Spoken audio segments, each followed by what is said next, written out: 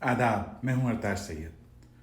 بھائی بٹوا ڈھونڈ ڈھونڈ کے تھک گیا، مل نہیں رہا تھا، پتہ نہیں کہاں چلا گیا. سوچ سوچ کے پریشان ہو گیا. میں پینٹ کی جیب میں رکھا تھا.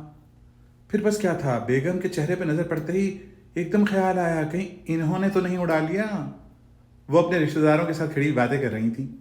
میں ان کے پاس پہنچ گیا اور التجا کرتے ہوئے کہا، چرا لیا ہے تم نے جو بٹوا، پیسے نہیں اڑانا بیگم،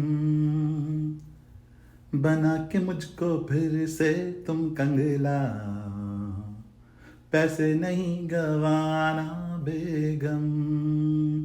ہائے میرا بٹوا، ہائے میرا بٹوا.